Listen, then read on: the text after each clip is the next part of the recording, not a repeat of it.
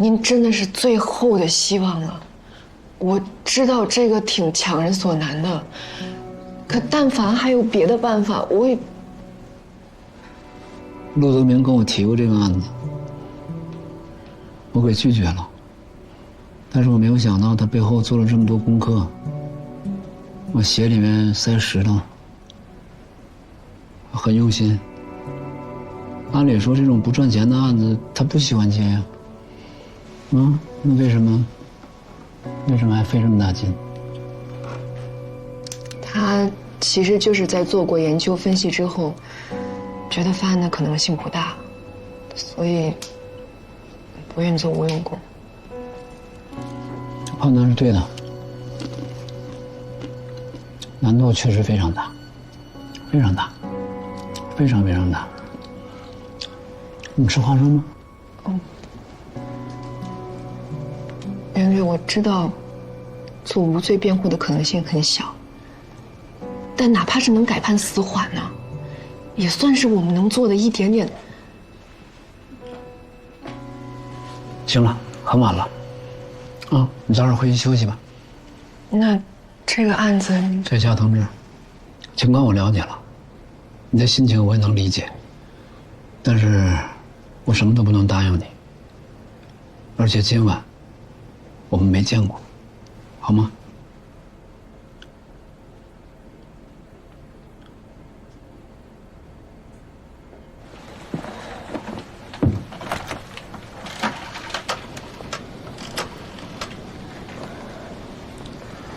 喂，谁呼0487啊？一位姓袁的先生让你买点啤酒，赶紧回去找他。天，老板，这是哪有商店呢？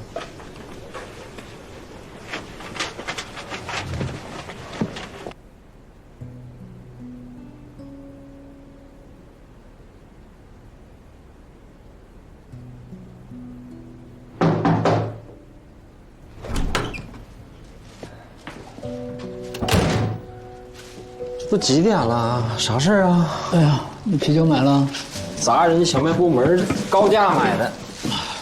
怎么这个点想喝酒啊？哎，睡不着。咋睡不着了？不知道，想聊聊天。聊聊呗。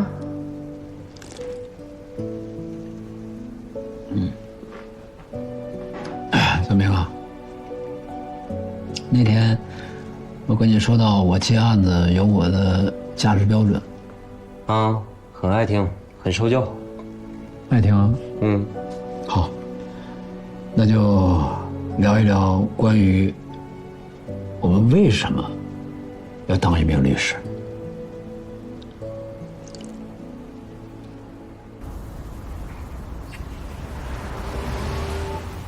陈先生，袁一方律师已经答应接你这个案子啊！从现在起，你要振奋精神，相信法律，其他你就交给我们，好不好？两位律师，真不是我干的呀！我好好的，我杀他干嘛呀？我们分开的时候，他还活得好好的。哎呀，行了，我们知道不是你干的。你们真的相信我？我们相信你没用，还得让法律也相信你。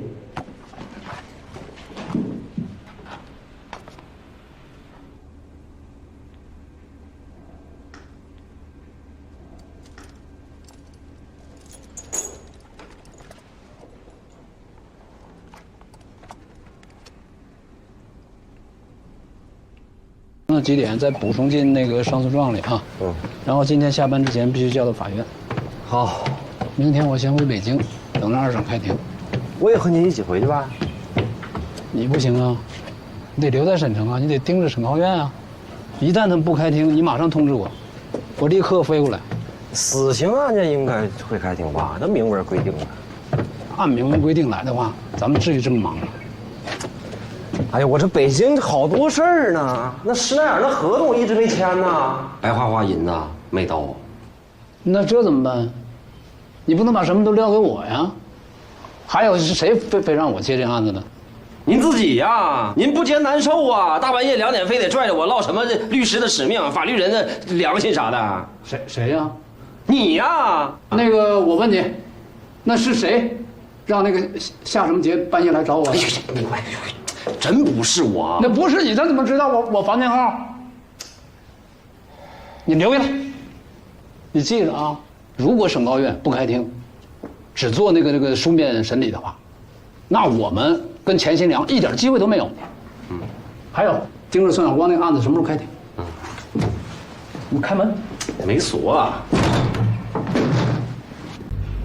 现在继续开庭，经滨江市人民检察院补充侦查，决定将姚波流氓团伙案重要成员宋晓光缉拿归案，合并审理。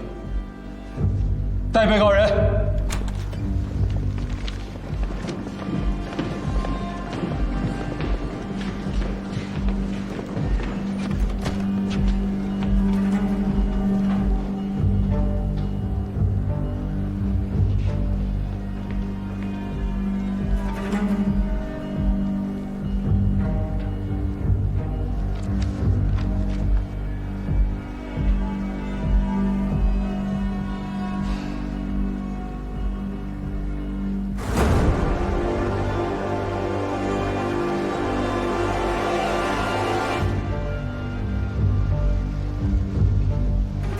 怎么在5天，师傅？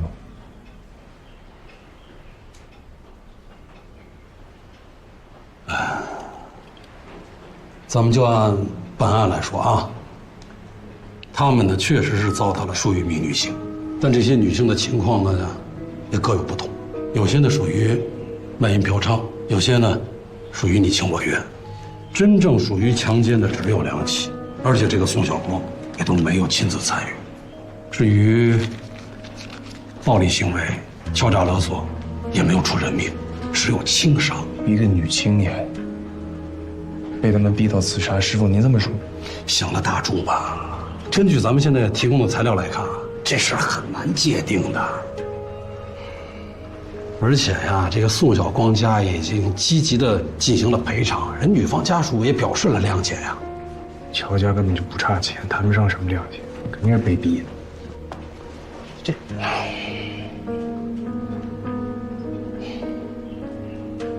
我们现在能够把宋晓光从精神病医院给揪出来，让他站在被告席上，这已经是不小的胜利了。况且他爸现在正在接受纪委调查，你还想怎么样啊？我觉得宋晓光该判死刑。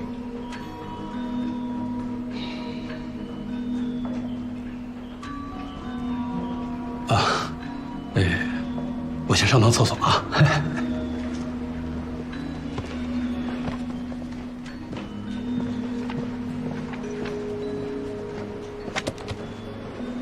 上厕所。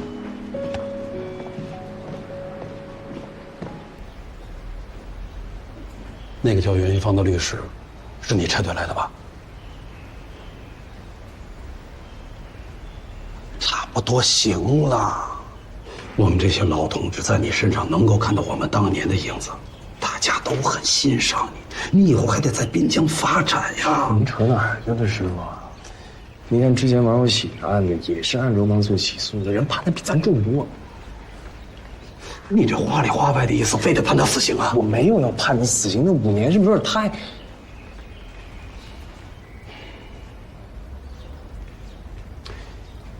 我从不评价别人判的案子，就算在我看来，那个案子判得太重。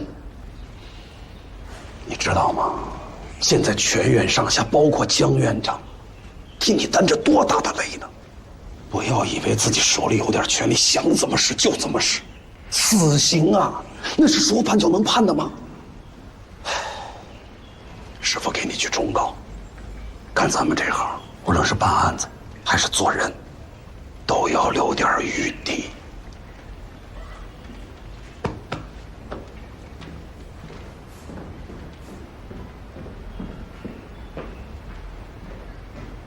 下面呢，咱们合议庭统一下意见。杨姐，您的意思是？我听你们的。小玉，同意。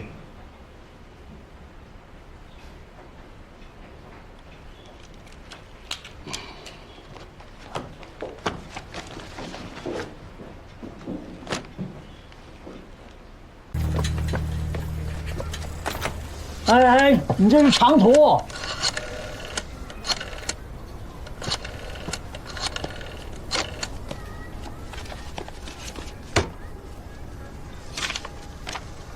喂，袁律，省高院决定不开庭了，要书面审理。我就猜到他们会这样。你在这等着，我明早就飞过去。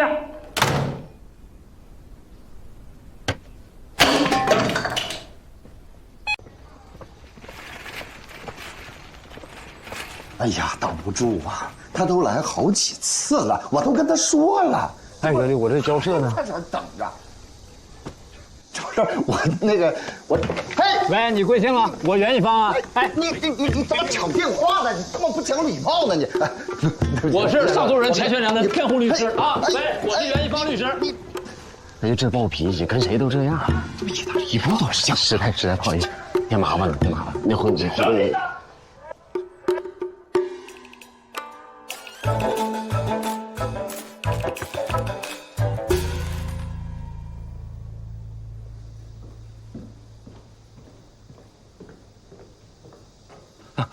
不好意思，二位，久等了。哎，沈院长，哎，岳老，我姓乔，其实我也算是您的学生。啊，那您教书那会儿，我有幸旁听过您的课。乔审班长，那恕我直言啊，这么大的死刑上诉案，为什么不开庭审？哎呀，两位先坐下来，你坐，我慢慢讲，慢慢讲。我站着听，我站着听，我站着听。情况是这样啊，这一来呢，最近案子积压的太多了，实在忙不过来。这二来呢，其实这个案子我们早就看过了，事实比较清楚，这证据也很确凿。还没开庭审呢，还没听到我们律师的意见就这么肯定？可是你们的辩护意见已经交上来了呀。之所以要开庭审理，就是要公开证据，经过质证来明辨是非，弄清事实啊，对吧？啊，如果只看辩护意见的话，那一审是不是也不用开庭审了？袁老，我这么跟您说吧，这是集体的决定。这样，我把您的意见带回去，行吧？好，谢谢。那你不妨多带几句话。我们认为这个案件疑点很多，一审判决问题很大。如果二审不开庭审理的话，我们将向最高法申诉，并向社会公开。乔审班长，我们不光是为上诉人钱兴良说话，也是为法律说话。希望你们能够慎重考虑。哎呦，袁老，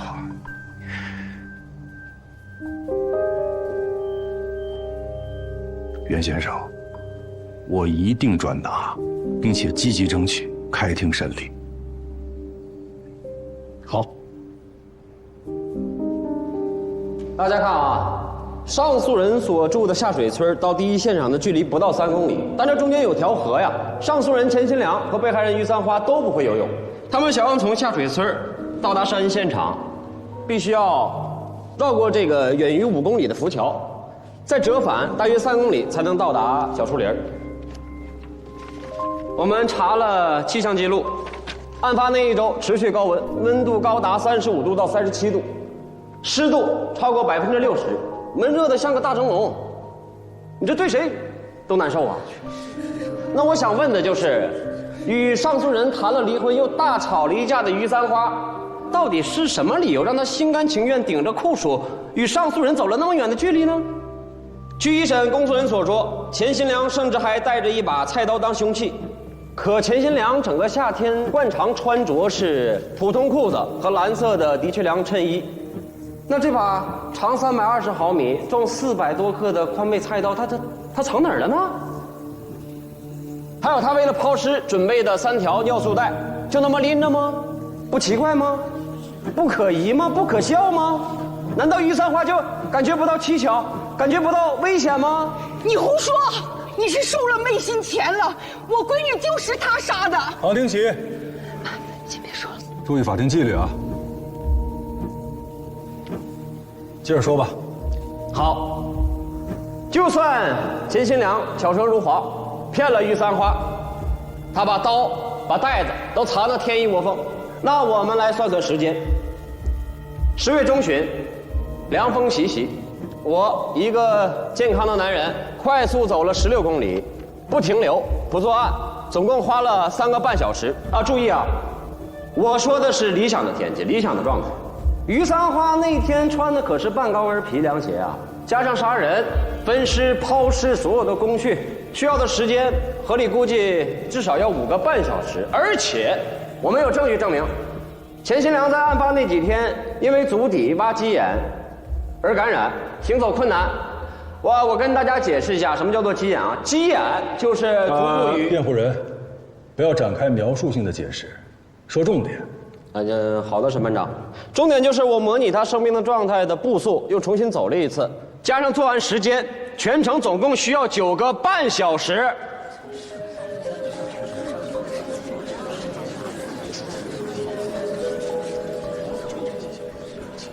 有证人证实，于三花是下午2点前后进入到下水村，就算他脚不离地，立刻跟钱新良走了。钱新良干完所有的事儿，瘸着腿摸着黑回到村子，最少要晚上11点以后。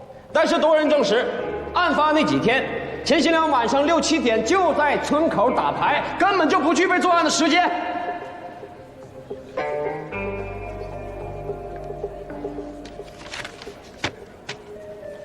更何况，死者身份鉴定本身也存在疑问。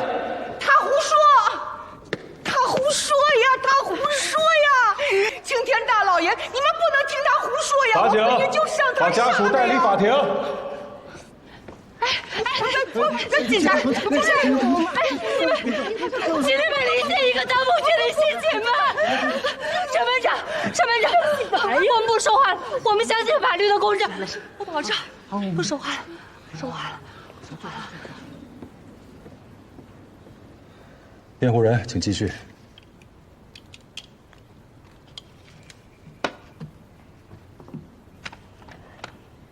尊敬的审判长、审判员，今天我们在这里审理的是一件杀人案，上诉人在一审的时候已经被判了死刑了。可以说，现在他的生命就攥在台上3位的手里。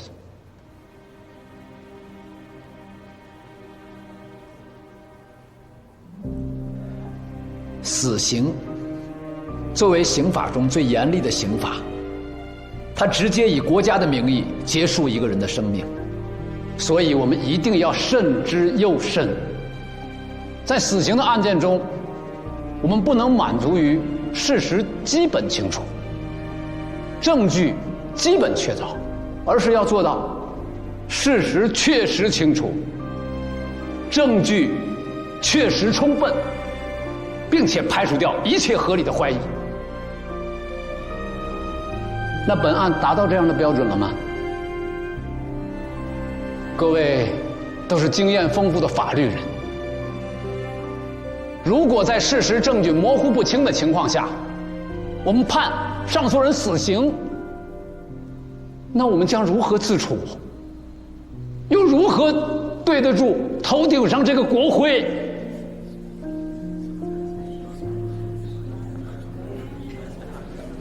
你们俩说一下各自的意见吧。证据是有些问题，今天辩护人提交的新的证据也很有力。要是按示意图所示的话，钱新良是没有办法完成作案的。搭车有没有可能呢？他自己开着手扶拖拉机呢？骑着自行车带着于三花呢？要是有这些交通工具，菜刀、3个尿素袋，还有最重要的时间问题，都能够得到很好的解释。但是没有证据证明他用过呀，那也不能排除他用了。哎，你们觉得这个案子有没有可能判他无罪？无罪，影响这么大的案子，我是觉得他的可能性很大。可能性，我们现在讨论的是确定性。但是还是有存疑的地方。万一，我是说万一啊，判错了，那我们可就没有退路了。我建议留点余地。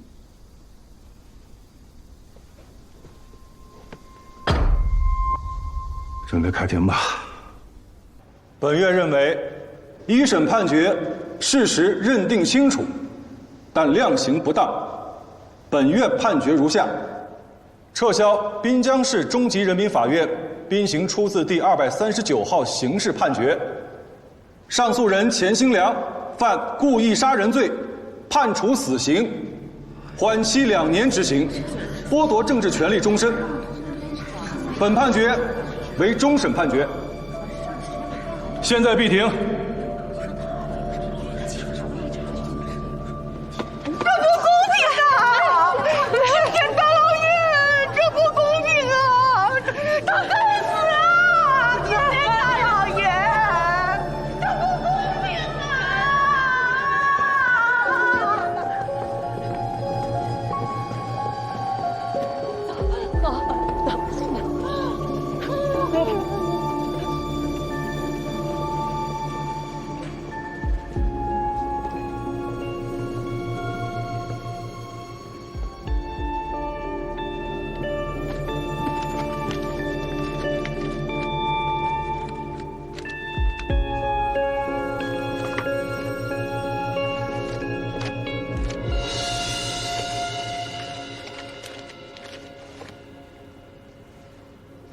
这不起码保住一条人命吗？咱这也算阶段性胜利了，是吧？刘光，你这次挺棒的，以后可以独立辩护。那不行啊，你不在我心里没底呀，你得在呀。我老了，疑罪从轻到疑罪从无，一字之差。还不知道蹉跎多少年。我是怕。你老啥呀？不是，你怎么还能没信心呢？那你不干了，那我也不干了呀。我不就喜欢你那屡败屡战的劲儿吗？我上大学，我就是因为看你当律师，我才想当律师的呀。你怎么能说这话呢？我是真怕我见不到那一天。你啥见不到的？那不有我呢吗？咱俩就一起看呗。干啥呀？你起来！你不说你是悲观的乐观主义者吗？你起来，你乐观乐观。你说你这么大岁数，你钱你挣不着，净说这丧气话呢？怎么？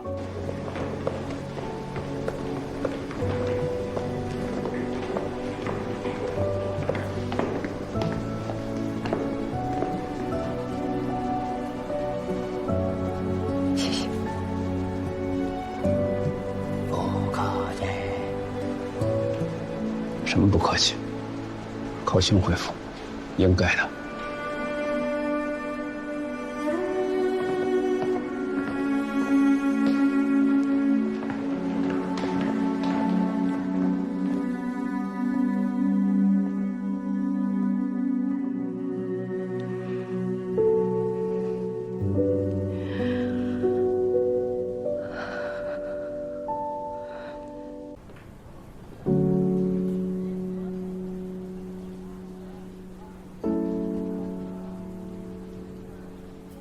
来，喝呀！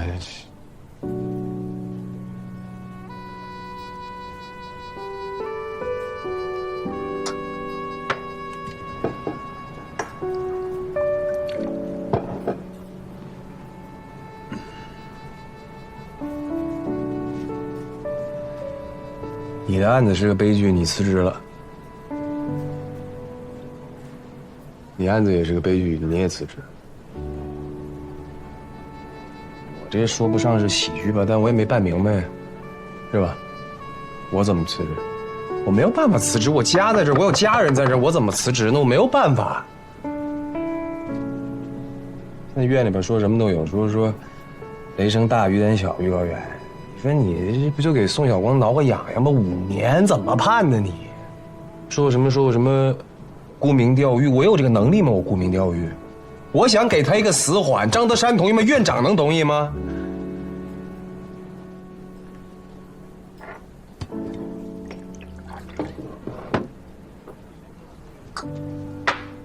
你想知道什么打算？我想去趟别山，去看看丽慧。你俩最近联系了？就突然想她了，想去看看她，想跟她说说话。听说他们那条件特别艰苦，跟复兴差不多。我想去看看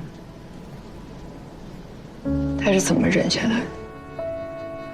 行啊，我跟你一起去呗。去，都该去。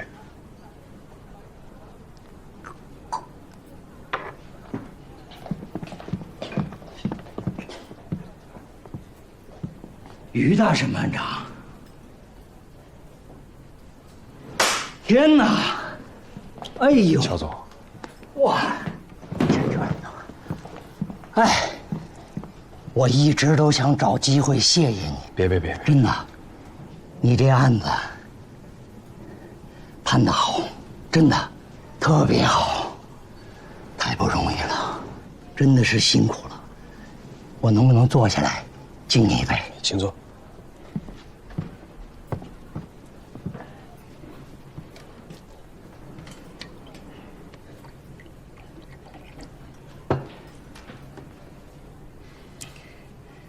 这么大一个流氓团伙的首犯，这么大一个衙内，居然能让他给送进监狱，真的太不容易了，太辛苦了。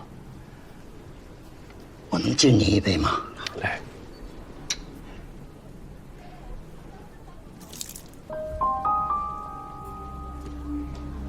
这一杯敬我女儿。应该。你还记得我女儿吗？记得，当然记得。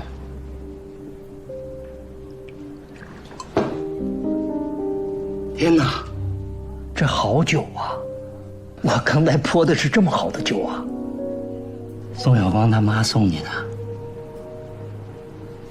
还是他舅舅？天哪，我才反应过来。你们这是庆祝呢是吗？还是在商量下一步怎么做？如果我没说错的话，宋小光过几天应该能保外就医了吧？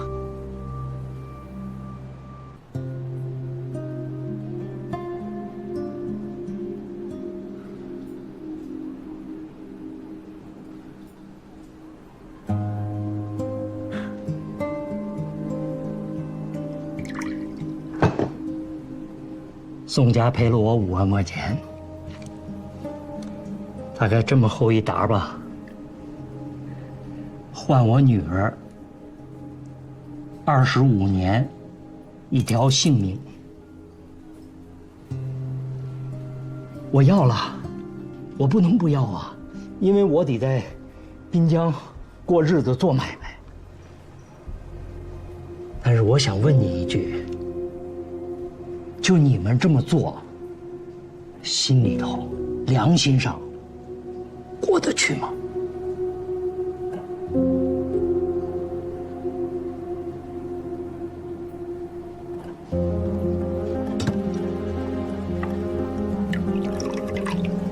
乔总，能做的我都做了，我问心无愧。你问心无愧？那2个卖烧饼的，因为打架扒了女人衣服，死缓。一个高干子弟糟蹋了那么多女人，5年，为什么呀？你们谁能告诉我为什么呀？啊？因为他没有5万块钱赔人家吗？还是你们他妈势利眼儿，只敢欺负老百姓，见人下菜碟儿？乔总啊，您话不能乱说啊。法律是有原则的，法庭是有判断的，不是说你要干什么就能干什么。我是想干什么就干什么的，我想判宋小光无期，判他死刑，可以吗？哎，你这同事说的好啊，特别好。原则判断，那我问问你，你的原则是什么？你是怎么判断的？啊？你是用你手中的法律去判断谁好者谁不好者是吗？了吧？可以了吧？他一直在忍让，你别得寸进尺。我是于高远多年的同学，我也是他的同事，我了解他的为人，我也知道他在这个案子上，他都做了些什么，他有很多苦衷，他已经尽力了，他对得起他审判员的身份，以及他作为一个法律人的操守。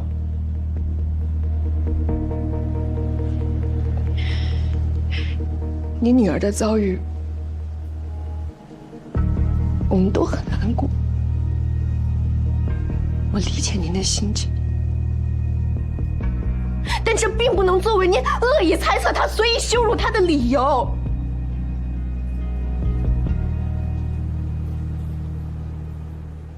为了你女儿，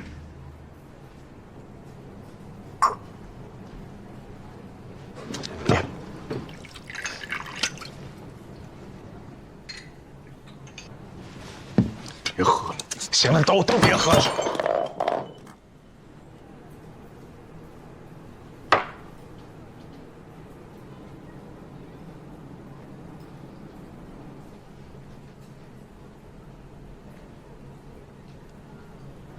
让这个事情过去，让我们都向前看，可以吗？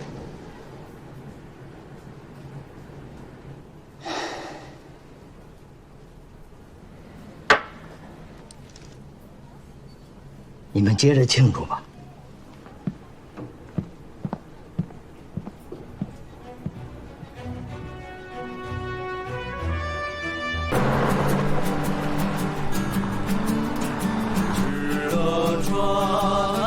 山下，天似穹庐，笼罩四野。天苍苍，野茫茫，风吹草低见牛羊。日落穿银山下。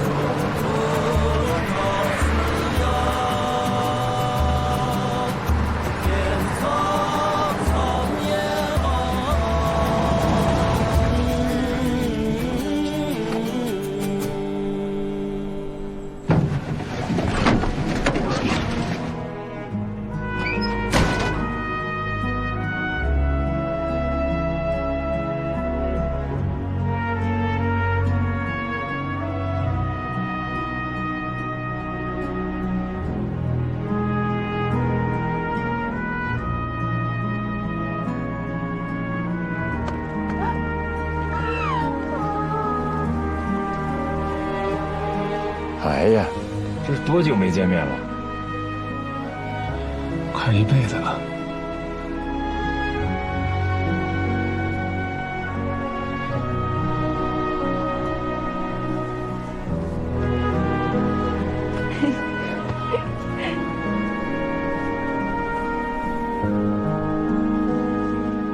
环境是差了点儿，你将就将就。晚上睡觉的时候可别把我给踹起来啊！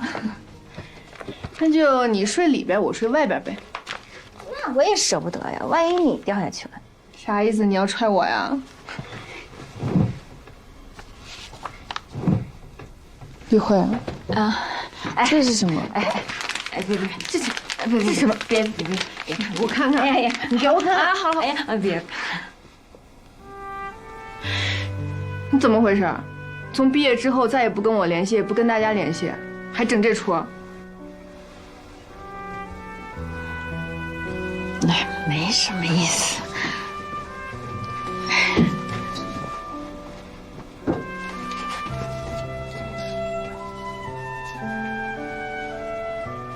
这封信什么时候写的？4年前写的，你刚到滨江的时候。那你写了什么？为什么不寄给我呀？我就是觉得我写什么都不对，我就没寄出去。事情都过去了，咱们就不看了吧。是因为于高远，对吧？我知道你喜欢他。对不起啊，你打住啊！这又不是你的错，你也不能因为你喜欢他，或者是我喜欢过他而感到内疚。你还这么惩罚自己，不是说他不值得，而是不管是换成谁都不值得我们这么想这么做。你不会以为我来这儿是因为他吧？不是，是我自己想来。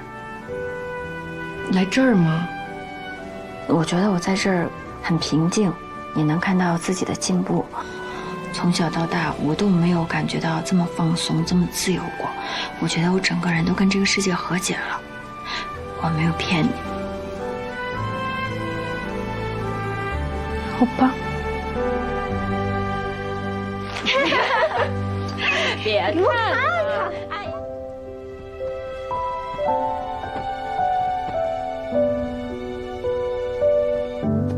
哎呀，这儿的环境啊，的确是枯燥，但工作可不简单。咱们是有4个监区，一共有1208名犯人，但刑期加起来2万多年。哎呦我天！哎呀，哎，我套。哎，你别，你坐下，你坐下，你客人，让我来吧。例会他在这边适应吗？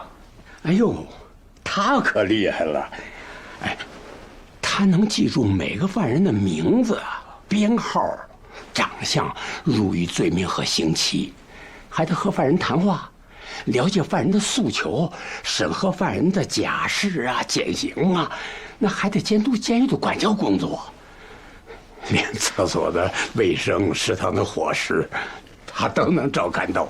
那你说吧，厉害不厉害？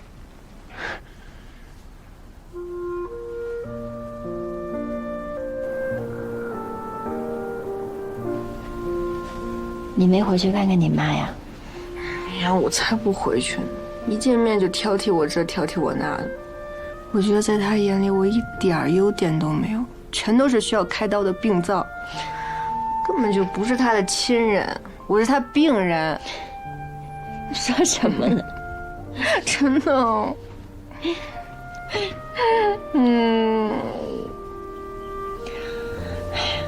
今天是我这么多年最开心的一天。那肯定是因为有我在，所以你才开心。对，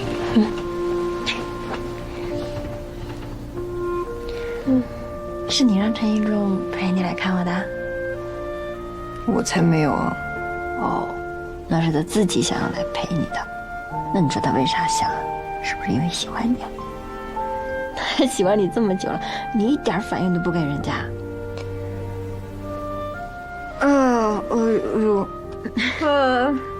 好困呢。你是不应该提呀，那是早晚的事儿呀。那这个早晚的事，没有这回事。我把话放这儿，就是早晚的事。郭叔，哎，郭叔，快出事了！张检察官，快出来，出事了！出事了，快出来！郭叔，哎，郭叔，出什么事了？有个犯人要自残，非要跟张检察官直接对话，别人不行。谁呀？周大柱吧，为了减刑的事。对，就是他。你2位赶紧吧。走，我去一下。我去处理一下，你先睡。陈正，帮我照顾好他。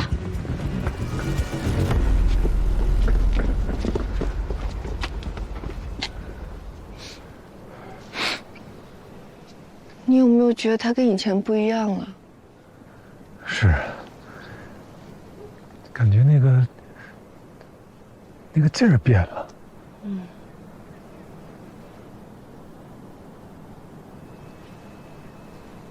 陈一正，谢谢你陪我来这儿。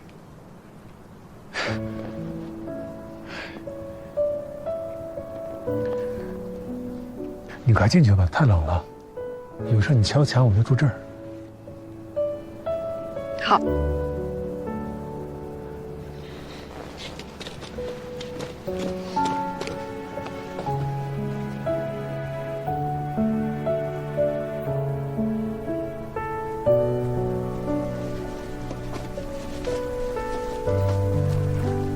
来的时候，其实我们就是想看看你是怎么能在这种地方忍下来。但来了之后，我才发现幼稚的是我自己。你真的变化挺大的，一众也说感觉你身上那股劲儿都不一样。哪有那么夸张啊？说实话啊，我刚到这儿的时候，其实我也整宿睡不着觉。就想北京，想学校，想你。后来有一天，我师父把我带到这儿来，我一下就被治愈了。之后呢，也有不开心的事儿，我就自己到这儿来，瞬间就觉得心里平静了一下，也挺神奇。我能体会到。但我就是有点担心。担心什么？你会不会就这样把自己越过越毒了呀？我在这里是为了成为自己，又不是丢失自己。等我的内心足够稳定，再回到人群中，就可以从容地应对一切。最有力量的植物，不都生长在孤独的旷野里吗？对吗？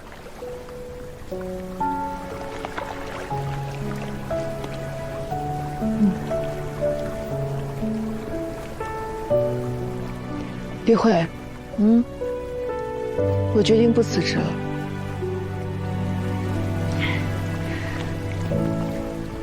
其实我早就知道你不会辞职，所以我一个字儿都没问。你说，可是这个法律它都是人定的，那也是人执行的，那法律它就十全十美啊，那人就不能出错啊。您这是想安慰我呀？我安慰你？谁安慰我呀？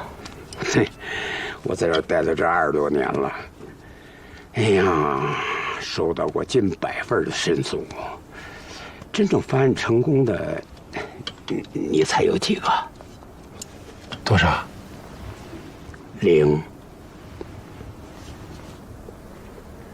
哎呀，这些年呀，这过眼了成百上千的犯人，绝大多数都是罪有应得，但肯定也有被冤枉的。我有时候也恨自己，没能力帮他们申诉成功。顾叔啊，您可别这么想啊！像您这样任劳任怨的基层干部，那才是咱们中国法治的脊梁。哎，我可不是什么脊梁，你比我强。你不想做检察官了，你还可以下海做买卖去。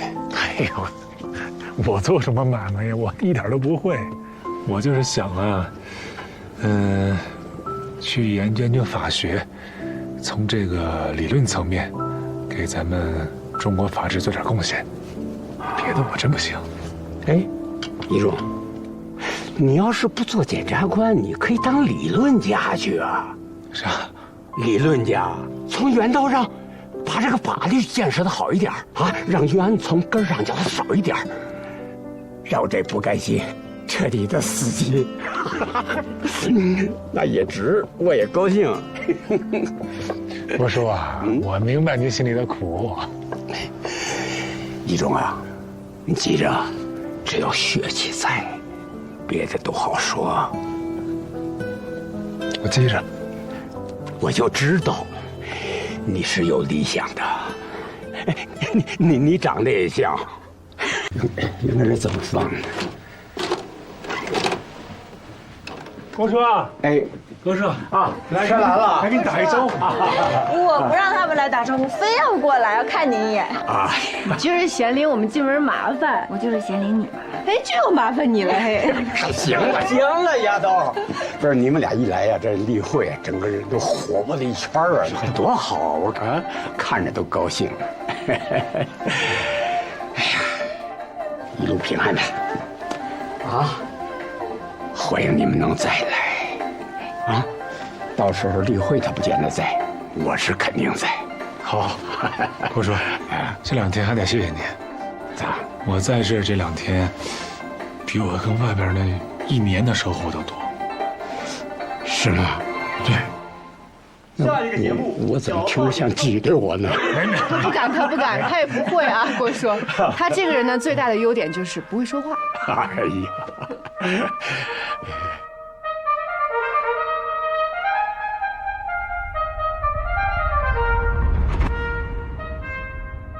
于仲，你是不是觉得我跟杜小慧之间必有一个是凶手？去吧，举报我，万一我跑了呢？下午2点的票。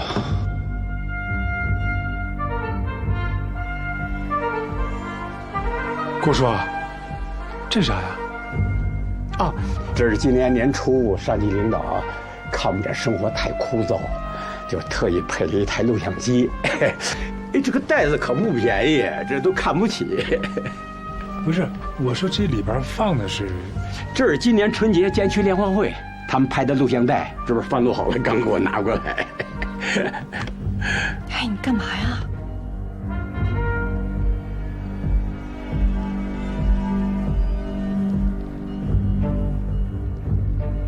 那这里边人都是咱们这儿的犯人吗？怎么了，一仲？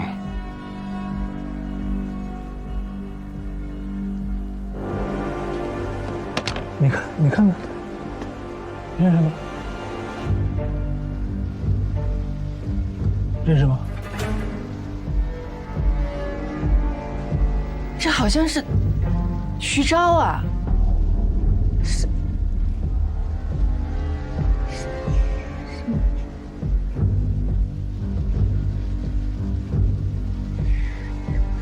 他好像不叫徐钊，叫徐朝阳，是不是李辉？是编号1093，大前年来的，杀人未遂，判了死缓。杀人未遂，杀他老婆，他自己搞婚外情，把他老婆推下楼，结果人没死，成了植物人。那他，那个人是他学生吗？是。他老婆曾经也是他的学生。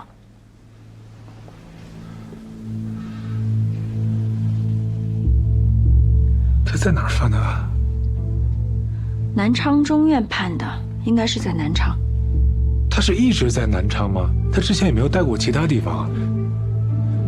然后他有其他的曾用名吗？一直叫徐朝阳？不是，那个公安和检察院调查的时候有没有提起他之前生活在哪儿，做什么工作，都知道吗？一仲，咱该走了，来不及了，真来不及了。郭叔，师傅送他们。去。咱们路上说。对，走吧，走，是路上说。走。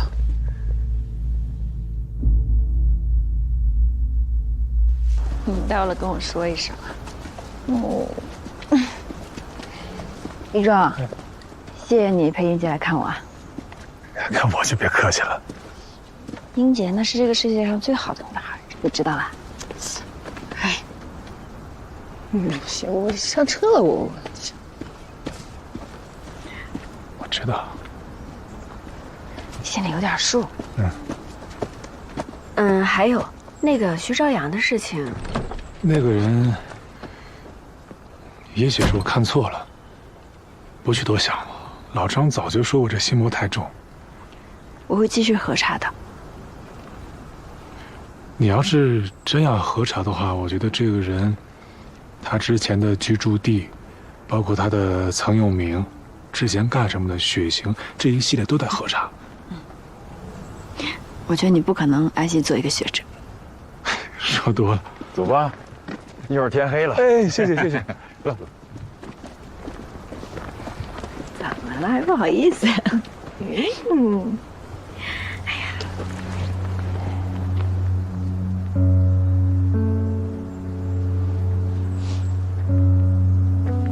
李辉，我知道你在这里内心很平静，很自由，但是我知道你会回来的，我有这个预感。那咱们就随缘呗。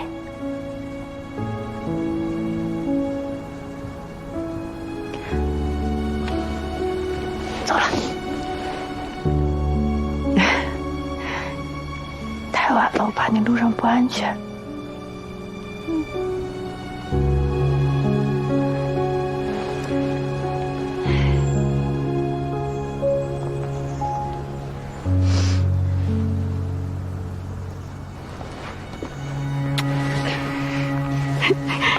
一路平安啊，照顾好自己。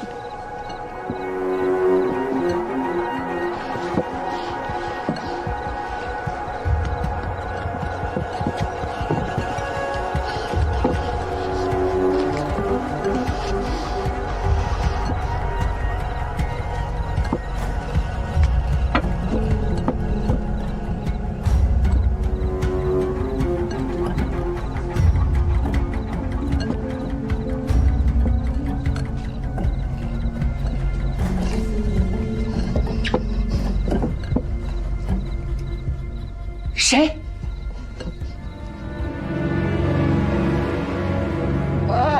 我。谁呀？小花，我是你闺女的小花啊。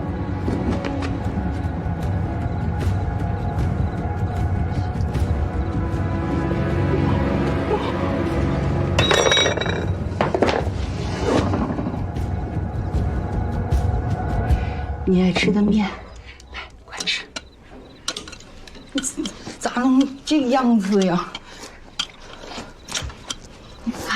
咋也不给家里来个信儿，都以为你死了。比死还惨，还不如死了呢。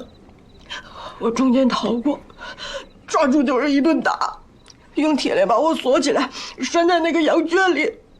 我还给你写信呢。妈，我这都是生到第3个娃，他们才看我松快点，要不然跑不了。我的闺女，你这啥命啊？太苦了。爸，你给我收拾点衣裳，要是有钱再给我点，我天亮就得走。干啥呀？我得跑呀！要是那2兄弟追过来怎么办呀？买火花了7000块。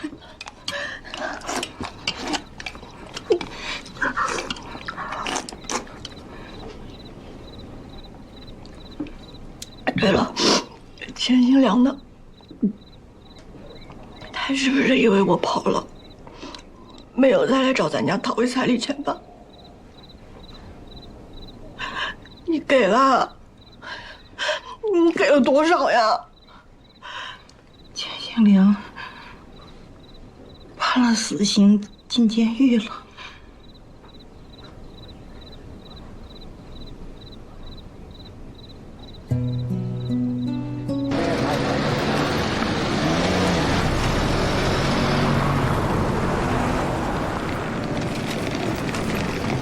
我和你姐都以为你让他给杀了。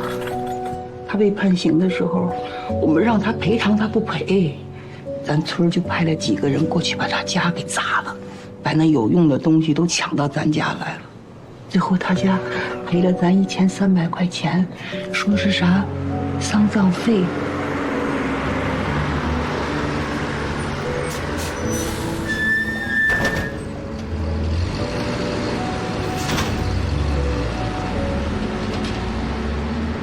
说清楚啊！说清楚，你就得把那东西给人家还回去。那咱家拿啥给人家还呀？到底是一条人命啊！钱新良他再不是个东西，也不能让他因为我蹲一辈子监狱呀。反正人不是咱抓的，也不是咱判的，是公家说是他杀的，对吧？是，那就跟咱没关系，没关系。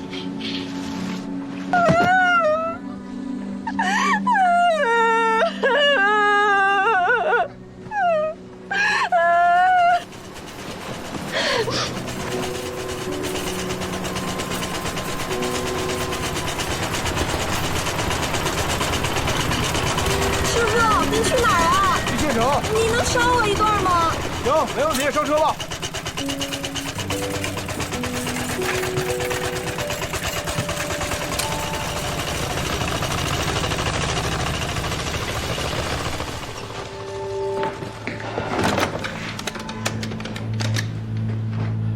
给我接局长，我有急事要向他汇报。书记，书记。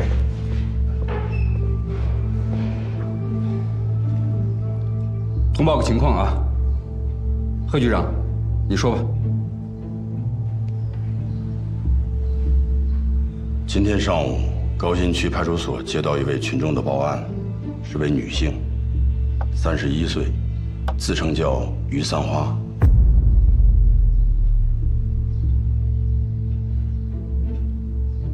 对，就是被分尸的那个于三花。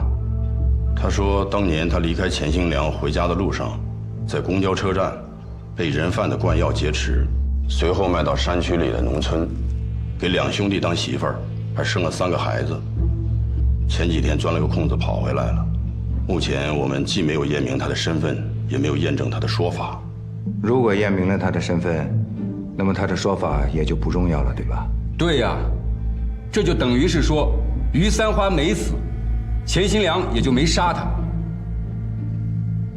那什么时候能够验明身份呢？目前他说的和我们掌握的都对得上。市里已经让公安局去保护他了，验 DNA， 这个100%错不了了。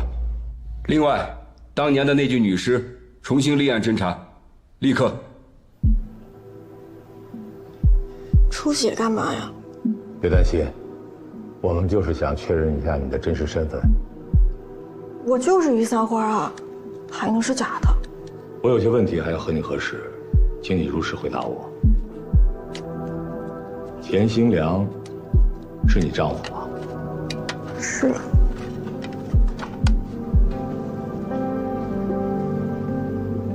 是吧？我问你，8年前，1988年的8月11号到12号左右，你在哪里？在干什么？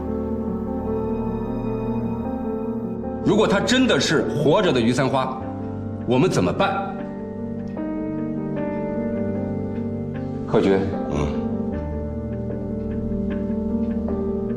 如果他真的是于三花，那就证明当年这个案子我们办错了。既然办错了，就应该认错、道歉、赔偿、追责。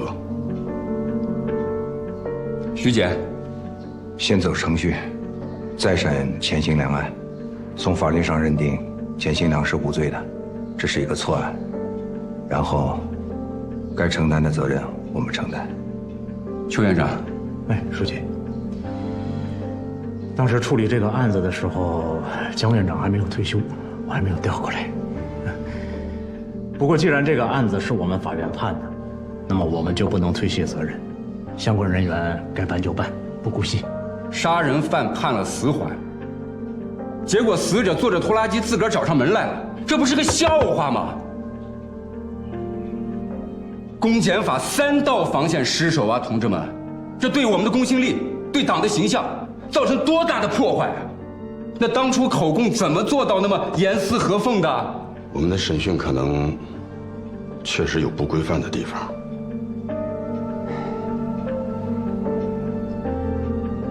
马上确认于三花的身份，这回绝不能再搞错了。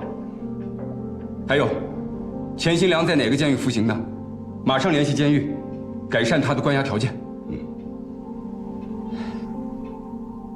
谢谢。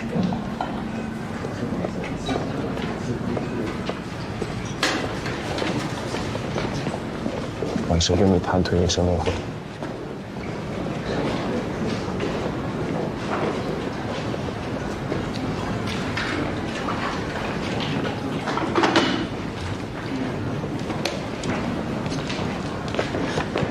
你听说了吗？听说什么？于三花，于三花怎么了？他回家了，他没死。于三花没死，出去说。死的不是于三花，河里那具尸体是谁呢？管他是谁呢，反正不是于三花。现在想想，咱俩怎么办吧？怎么办？立即给钱新良平反呀！